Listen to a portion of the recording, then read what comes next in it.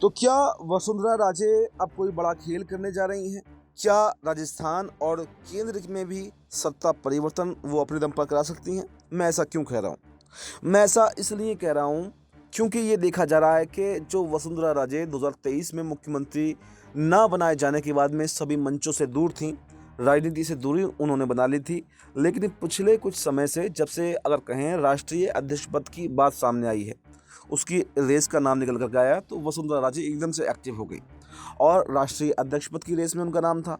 और अब राजस्थान के अंदर मुख्यमंत्री बदलने की बात चल रही है, तो कहीं ना कहीं मुख्यमंत्री बदलने को लेकर भी वसुंधरा राजे का नाम सामने आ रहा है। लेकिन एक बात सामने निकल कर के ये आई कि इस बार भी मोदी और शाह वसुंधरा राजे को कुछ भी जिम्मेदारी नहीं सौंपना चाहते, ना तो राष्ट्रीय अध्यक्ष बनाना चाहते हैं और ना ही वो सीएम कुर्सी सौंपना चाहते हैं। तो ऐसे में अब वसुंधरा राजे करें तो करें क्या? वसुंधरा राजे क्या अब बीजेपी से बगावत कर जाएंगी, जैसा उन्होंने 2023 में मुख्यमंत्री न बनाए जाने के बाद में विधायकों को आवास पर जमा किया था और बगावती तेवर दिखाए थे? तो वो तो शायद सही मौका नहीं था। क्या अब सही मौका है? क्योंकि इस समय केंद्र की सरकार भी कमज़ोर है और मोदी शाह को धमकाने के लिए केंद्र सरकार को गिरता हुआ अगर दिखाने में कामयाब वसुंधरा राजे हो गई तो बड़ी जिम्मेदारी उनको मिल जाएगी।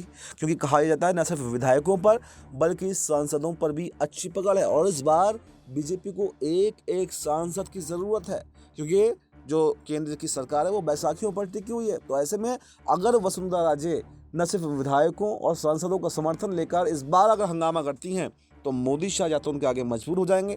और अगर मोदी शाह अभी भी जो है वसुंधरा राजे की नीयत को नहीं भाप पाते हैं या फिर अपनी मनमानी ही करने रहना चाहते हैं, उन पर दबाव बनाने की कोशिश करते हैं, तो इस बार कम से कम वसुंधरा राजे तो नहीं मानेंगी।